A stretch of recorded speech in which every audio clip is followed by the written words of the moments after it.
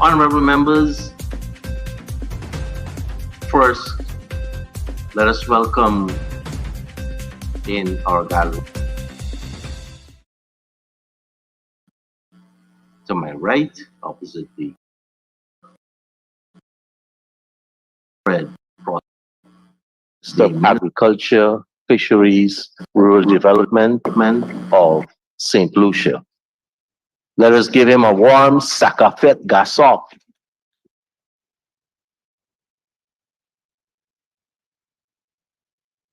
And I will translate that unlike the Honorable Member, Mr. Henry. Sakafet Gasa is basically the patois greeting for how you doing, man. And as one member just said, good behavior. We're not in a church, but there are certain rules of behavior we have to observe. And we've been correcting them as we go along. And I want to remind everyone about reference to His Excellency the President. And what you've noticed, the moment someone raises, I would say, not there, withdraw. And I will continue to do that. So we start, Sherlock? Presentation of petitions, presentation of papers and reports, etc. Reports from committees, oral questions without notice, questions and notice, statements by ministers including policy statements, personal explanations, request for leave to move the adjournment of the National Assembly on definite matters of urgent public importance, motions relating to the business or sittings of the National Assembly and moved by minister. Public business, government's business. Our first speaker today is the Honorable Vinceroy Jordan. Honorable Member, the floor is yours.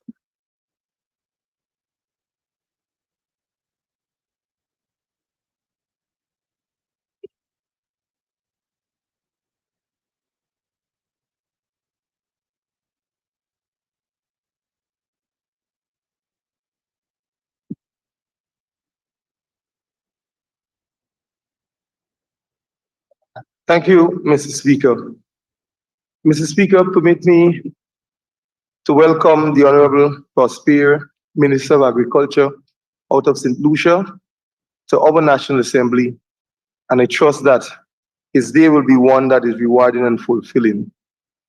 Mr. Speaker, I rise to make my contribution to the budget presented by the Honorable Senior Minister in the Office of the President with responsibility for finance on January 15, 2024, under the theme, Staying the Course, Building Prosperity for All.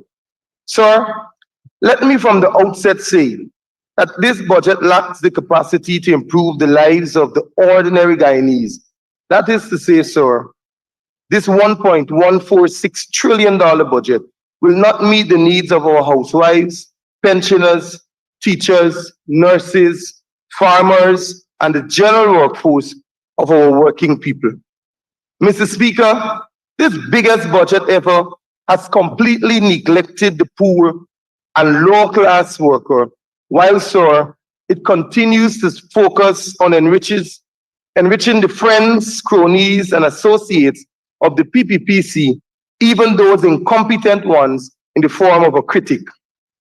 Mr. Speaker, when you can give our modern-day pensioners $3,000, who must put huge costs of living and medical bills for themselves, it is an outright embarrassment to our senior citizens. Mr. Speaker, I sat and listened to the Honorable Minister with responsibility for finance, who, in his preamble to his budget presentation, gloriously praised the PPPC for its work and numbers at the last local government elections. But, sir, he stopped short of saying that it was the same PPPC that was involved in electoral malpractices. Sir, what the minister did not say to the Guyanese is that no less of a person than the Honorable Vice President Barajagdio had to apologize to the family of a deceased woman whose name and signature appeared on the list of nominators long after she was buried. Mr. Speaker, I challenge the Honorable Minister to tell the entire story. Or people would have said, Honorable Sonia and Jafar Ali, they will know the rest. Sir, I will end the story, however. Electoral fraud, malpractices, vote buying, gerrymandering, and falsifying of signatures are the record of this PPP administration. More so, sir, in the recently held local government elections. Sir, that is the record of the PPPC. Mr. Speaker, what is true from the results, however, is the fact that the APNU made inroads in Bushlot Village, where in some cases we never had votes, and this time around, sir, we picked up votes in double digits. Sir, also in the Blairmont, Geraldine NDC, where the APNU had 2 and 3 seats, those were all increased to 4 seats, Mr. Speaker. Mr. Speaker, I want to ask this government, where are the relief that was supposed to reach the ordinary man in 2023? Sir, where are the relief and support for the agriculture and small farmers? Sir, where was it when pumpkin was $1,500 per slice? Where was it when sugar was $360 per kg? Where was it when boro was $200 per bundle of 10? Where was it, sir, where was the support when plantain was $260 per pound? Mr. Speaker, where was it when beef was $800 and $1,000 per pound? Sir, where was it when celery recently was $2,500 per pound? Mr. Speaker, where was it when tomatoes and peppers were $500 per pound and 4 in a plastic bag for $1,000? The price of these local cash crops is a clear indication, Mr. Speaker, of the failure of this government's agriculture program. Mr. Speaker, that is the harsh reality on the ground. In every region, in every town, in every village, all Guyanese face the burden of the high cost of living. To add insult to injury, sir, the government has delivered a paltry or meager 6.5% increase in salaries for our public servants. Sir, I understand that the ministers of government would not know what I'm talking about. They cannot feel the pressures that are brought to bear because, sir, they don't go to the markets. They don't have to face the shops. Mr. Speaker, Auntie Betty in Port Morant knows what it feels like. Uncle John from New Amsterdam, Cousin Waveney from Linden, and Brother John Apple from Cameron. They all know what it feels like, Mr. Speaker. Sir, the ordinary man knows what it feels like under this PPP administration. Mr. Speaker, it was the very Ipadaji, International Decade of People of African Descent Assembly Guyana, whose annual subvention of $100 million was taken away by this heartless PPP administration. Mr. Speaker, thus removing valuable support from many in our Afro-Guyanese community, it has deprived many of our valuable assistance in agriculture and community development. I therefore call on the PPP government to immediately restore funding to the Ipadaji and fully compensate that organization for the years lost. Mr. Speaker, please permit me also, sir, to put on record that we in the APNU AFC coalition call on the United Nations General Assembly to carefully consider the extension of the decade of the people of African descent by granting another decade. Sir, I might also point out that it was as a result of the response to the decade of African descent that we saw under the APNU AFC government that it was introduced for the first time the Rural Agricultural Infrastructural Development Program, commonly called RAID, with funding from the Caribbean Development Bank to the tune of $318 million in the communities of Ithaca, Mocha, Beefy, Triumph, and Buxton. That is what a caring government do for its people. Mr. Speaker, permit me to dissect the Honorable Minister's speech on agriculture and food security. Sir, in paragraph 4.4, 7 of page 34, the minister echoed, and I quote, over 200 shade houses were procured, hydroponic projects benefiting over 300 youths from Region 2, 5, and 10 were launched. Mr. Speaker, this government, which spent almost $1 trillion last year, comes to this National Assembly to boast of a project benefiting over 300 youths from across 3 regions in our country, when in fact, sir, Guyana's youth population stands well over 135,000 youths, according to the 2021 estimated population of the Guyana Bureau of Statistics. This is mere 0.2%, sir. Sir, these youths are not only located in the traditional agricultural regions, but, sir, in all 10 administrative regions.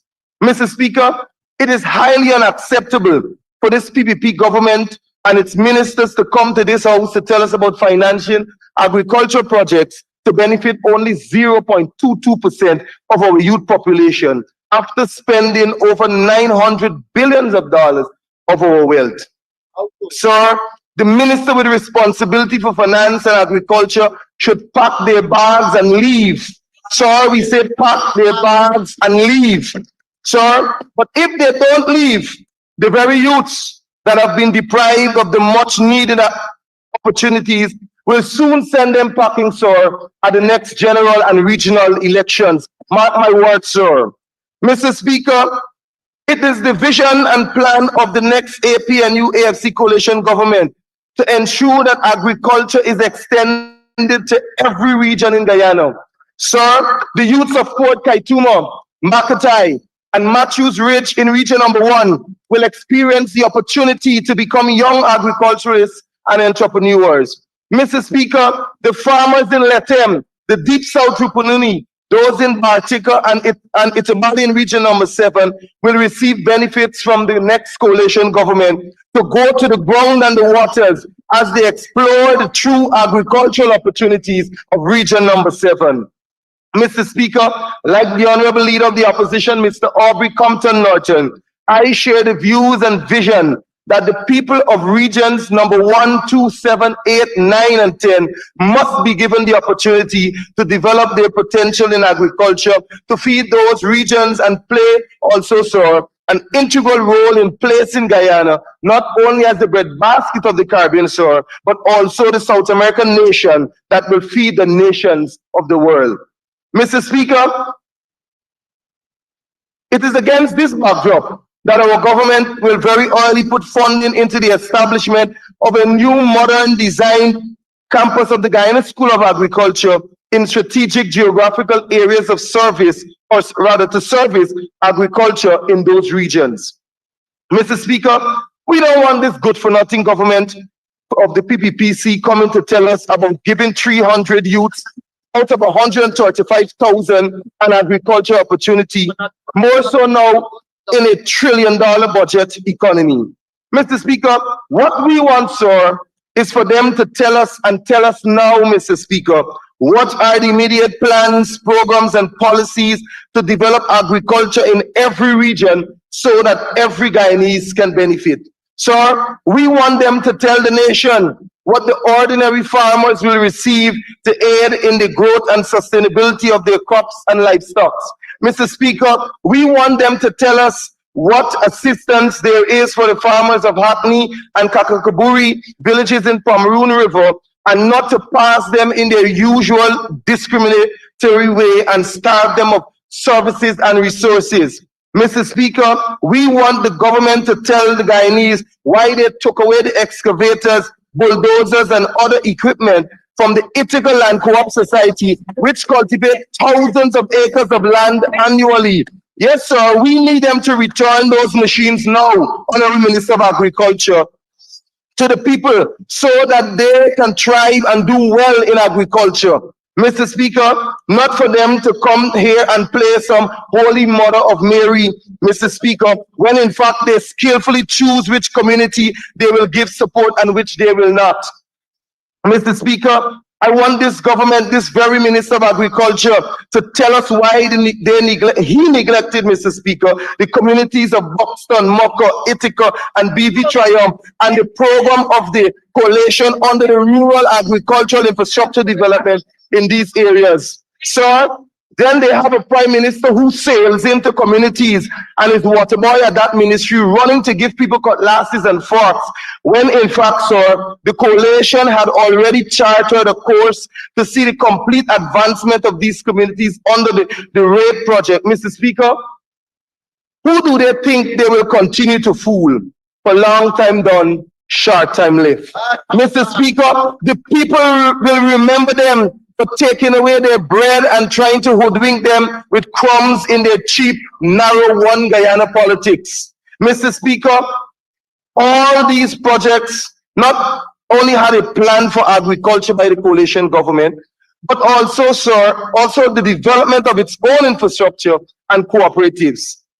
But, sir, I guess perhaps the billions now funneled into infrastructural development of our agricultural sector are truly for the family, friends, favorites, and flatterers in my comrade Shiram Chitan voice. Mr. Speaker, many are there who know that out of the $72.3 billion targeted for drainage and irrigation, that sector, over 20% of that will go directly to contractors, sir. Again, sir, perhaps it is because some people's sons and brothers must benefit, so it is said that way. Or perhaps, Mr. Speaker, it is probably someone else's opportunity or turn to buy the newest model Rolls Royce. Sir, I'm not sure, but you might know better than I do. Mr. Speaker, it is important to note that while this government boasts about $97.6 billion being pumped into the agriculture this year, I want the Guyanese to really understand the true outlay of this allocation. Sir, the Guyana Rice Development Board, which deals with the support of production, varieties, and yields within the rice industry, only receive a meager $1.3 billion. Yet this government speaks about expanding the rice cultivation industry. It begs the question, Mr. Speaker, where is the study? Where are the plans? How did you arrive at this figure? Sir, other crops, corns and soybeans, coconuts, agro-processing, citrus and spices, livestock, fisheries, and aquaculture all received just over $6.6 billion, Mr. Speaker. Just a fraction of the sector's entire budget. Mr. Speaker, fisheries and aquaculture receive $1.2 billion, livestock receive $1.5 billion, other crops receive $2.6 billion, corn and soybean receive 967.8 million, agro-processing 527 million, citrus and spices 100 million, coconuts 78 million. Mr. Speaker, these are the sectors that we must develop to expand agriculture in Guyana. In this regard, rice cultivation and production are critical, and livestock farming plays a pivotal role in our agricultural development, sir. Mr. Speaker, this budget has no studies, no policies and plans for the development of our meat and dairy production. There are no plans for the enhancement of feed production and marketing. Mr. Speaker, a pasture here and a pasture there will not expand agriculture. Sir, a bull here and a bull there will not improve the breedings. Sir, a barren black belly sheep with no lambs cannot expand agriculture. Sir, the agriculture minister must tell the nation when he comes to speak, what is the total increase from the black belly sheep project? Had studies been done on the appropriateness of this black belly sheep to Guyana, they would have been much more cautious. They would have been much more cautious in bringing them and boasting about this project. What we need, Mr. Speaker, is a comprehensive agriculture plan and program taking into consideration every region and their geographical differences, Mr. Speaker, while recognizing the need for a careful balanced allocation that will see a new and developing agricultural sector paving the way for Guyana to become the nation that will feed the nations of the world. sir, with a structured and sustainable agricultural sector. Mr. Speaker, one that is first and foremost focused on the development of all our people and not just a few. Mr. Speaker, I dare say to this government lacks any concrete plan and vision for the true expansion of the agricultural sector. Sir, in fact, what they are interested in are the many infrastructural projects slated to come on stream soon, Mr. Speaker, where they can get their hands on the deals with the contracts and control the agencies to grant save in their favor. Sir, least I forget, are you aware that this government granted a contract valued over $800 million to a close friend called a critic? I know you are usually so caught up in... I will ask you to withdraw that because we all know. So guided, sir. Thank So you. guided, sir. I know you are usually caught up in the effective, efficient, and unbiased operations of this National Assembly, that you might have missed it as how many Guyanese missed and quickly forgot about Sue and the VP handling all the arrangements, Mr. Speaker. Mr. Speaker, the Minister with responsibility for finance, upon the advice of the Minister of Agriculture, comes to this house and carefully coins the speech and chooses his words, sir, to tell the nation, and I quote, in 2023, we commenced the design of 3 new hope-like structures. He went on to say, sir, we will also be investing heavily in our pump stations, full stop. Then in 2024, the government will continue works on pump stations at X, Y, and Z. What he did not say to Guyanese, Mr. Speaker, is that this government has already spent billions of dollars on these pump stations, and almost 1 year later, not one is completed, Mr. Speaker. Not one is completed. So much to say, sir, Guyanese don't know if any is past 50% completion as yet. Mr. Speaker, the government plans, yes, we heard about the rollover. It is the same way you throw a gun in a bag in the police station, Mr. Speaker. This government plans to invest billions of dollars into new infrastructural programs. Mr. Speaker, this government seems unable to deliver a contract to the most responsive and competent bidder in a fair and transparent process. Sir, this government also lacks the capacity to supervise and ensure a contract is properly executed from startup to completion. Mr. Speaker, every Guyanese must note that after 1 year, not one single person stands to benefit from any of the pump stations that this honorable minister mentioned. Mr. Speaker, the people of Blackbush Polder will be able to tell us better. God forbid an extensive rainy season steps in right now. Or perhaps, sir, the people of Cottage Myconi, who are likely to experience more flooding from these delayed and poor infrastructure structures, Mr. Speaker. Mr. Speaker, this PPPC government likes to shout to the top of their voices that the coalition doesn't like sugar workers. But, sir, let me set the record straight. Mr. Speaker, we have no problem with the sugar workers. We were right-sizing the industry in the interest of the very workers and our country. However, sir, we question the waste and mismanagement of the spending of billions of dollars on Gaisuko because we care about the industry, sir, and its sustainability. And Mr. Speaker, we will continue to question the poor management and gross incompetence of this government when it comes to Gaisuko, after knowing for a fact, sir, what the VP Jagdio did at Skeldon with that failure of a project, Mr. Speaker. Sir, we cannot run from it. Gaisuko is failing miserably under the PPPC. It failed and was almost completely destroyed prior to 2015. And yet again, Gaisuko is on its dying bed in 2024. And here are the facts, sir. From 2019, under the coalition, APNU AFC, which was the last full year in office, Gaisuko received and produced the following: $4 billion. You need understanding, Honorable Soni Parag. Gaisuko made 92,246 metric tons of sugar, sir.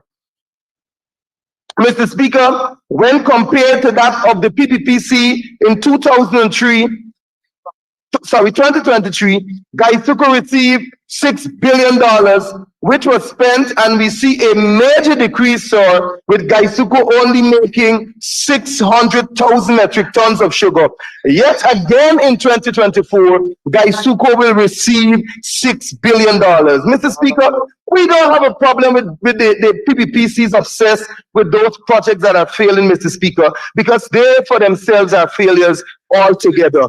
Mr. Speaker, in short, Gaisuko received approximately $4 billion in support from the APNU AFC government annually as they plan to ensure it returns to optimal production and sustainability. Then moving to viability, and sir, it produced at an average 100 metric tons of sugar annually under the APNU AFC.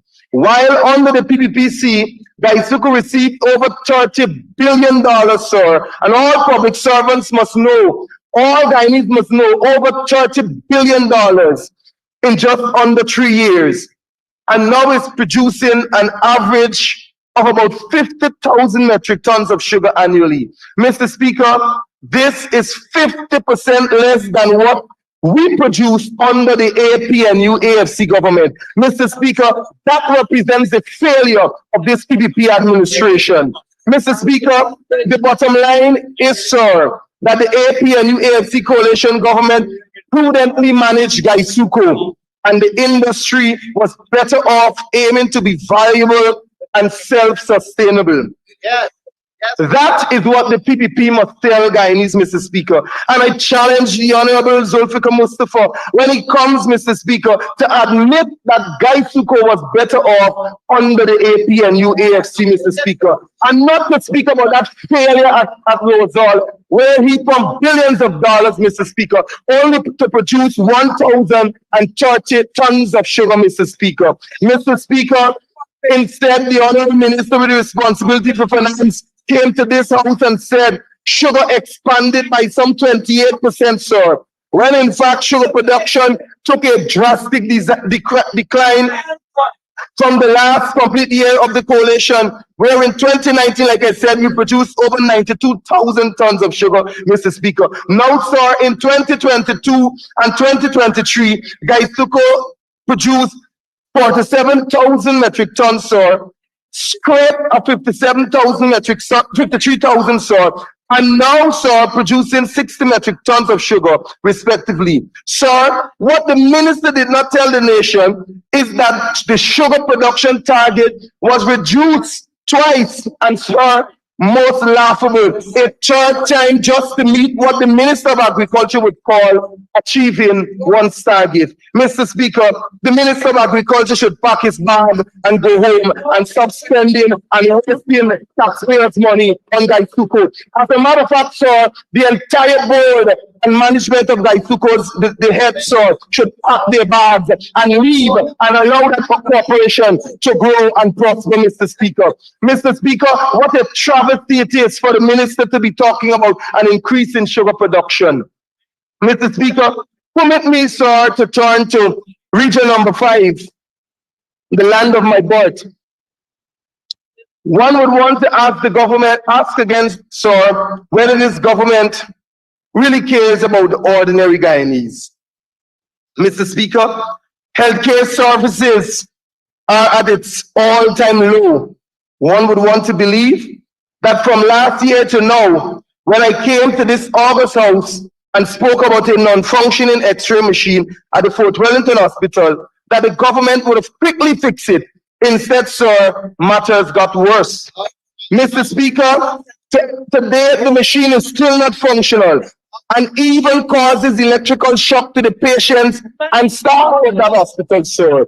Sir, that is a matter for the Honorable Jafar Ali to make representation for the people.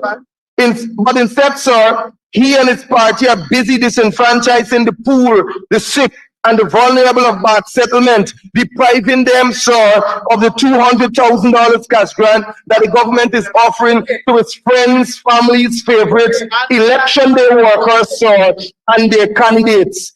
Mr. Speaker, the Honorable Sonny Parag will be able to clearly point that out to you, sir. Mr. Speaker, with all these talks about modern healthcare facilities by this government, and the assurance of even having a bare minimum treatment of cold, cough, and flu in Region 5 is becoming a nightmare, sir. Mr. Speaker, apart from the exceptional services one will receive from some of our very much professional and caring doctors and nurses, of course, who they don't pay well, Mr. Speaker, it is most times difficult for a patient to receive the most needed prescribed drugs, thus causing them to resort to private hospitals and pharmacies. Mr. Speaker, this, sir, is an added burden on the pockets of our already struggling and working class population. Mr. Speaker, I reiterate the call for a river ambulance for our indigenous brothers and sisters of Maracaibo, where, sir, you don't buy a Land Rover for the people in the hinterland, so Honorable Sonny Parag. There's no hospital in Maracaibo.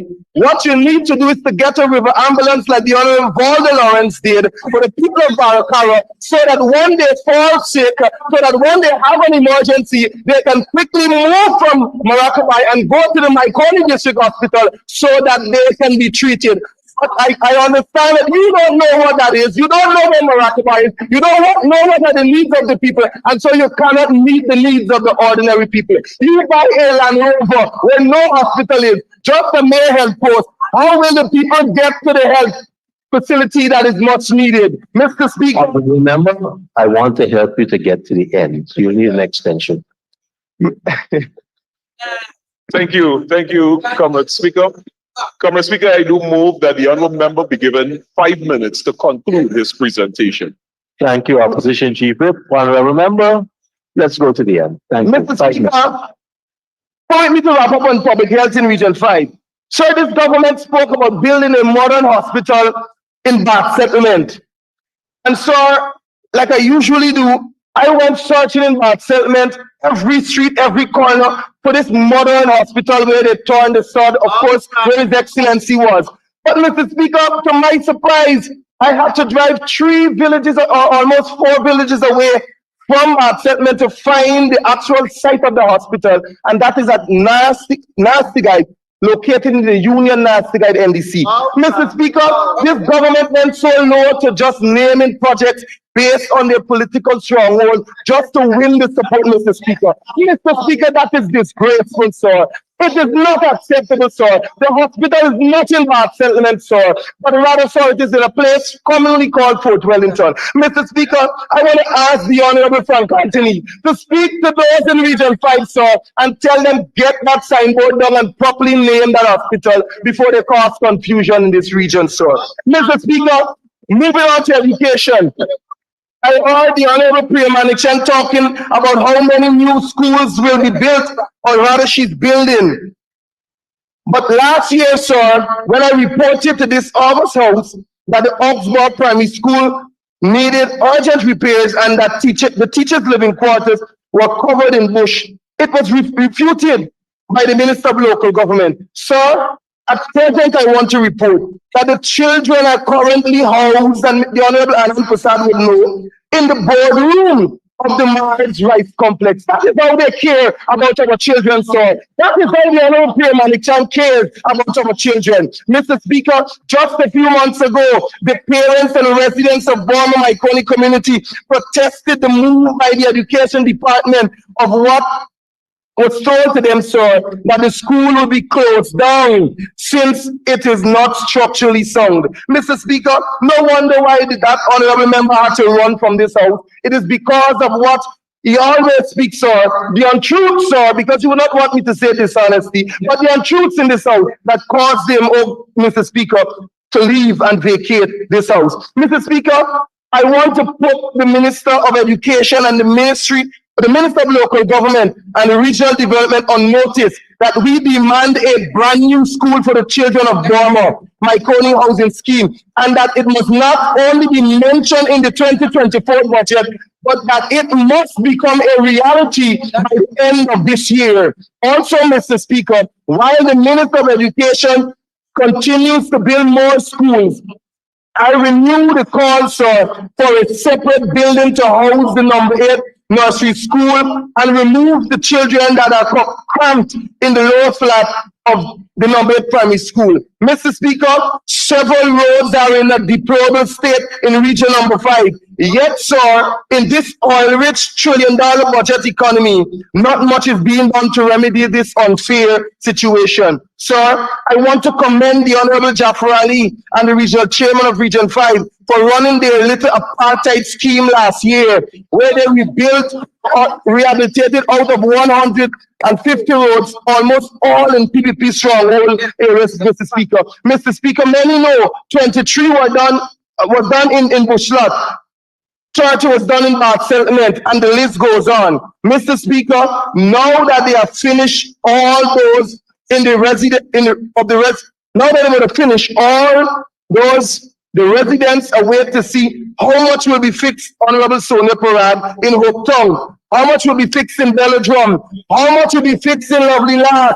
Tell us how much will be fixed in Trafalgar. Honorable Jafari, tell us about Kingley. Tell us about Central Myconi. Tell us about Calcutta. Tell us about Port. Tell us about Burma. And tell us about Pitica, the very villages that you deprived and starved of much needed resources for the last 3 years. Mr. Speaker, in conclusion, sir, like many of the people in that settlement shouted, the Honorable Jafari must go. I want to say to you, sir, that he must go and go now. Mr. Speaker, Proverbs 29:1-2 says, he that being often reproved and hardeneth his neck shall suddenly be destroyed, and that without remedy. Mr. Speaker, take warning on Jafar Ali. Mr. Speaker, when the righteous are in authority, the people rejoice, but when the wicked bear rule, the people mourn. Mr. Speaker, I send warning to this PDP government that the scripture must be fulfilled. Mr. Speaker, I repeat this every year for this government to take heed and know that they are not lords unto themselves, Mr. Speaker, but are subjected to the authority of a supreme God. Mr. Speaker, Project 2024 is a colossal failure, one nothing short of a thriving disaster.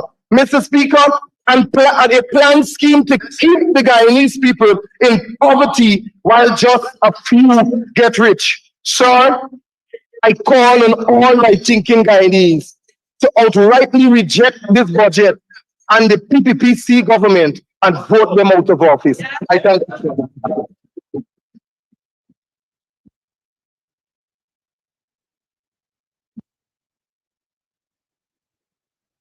Thank you, Honorable Member. And now for the Honorable Minister of Agriculture, the Honorable Member, Mr. Zulfikar Mustafa. Honorable Minister. Thank you very much, Mr. Speaker.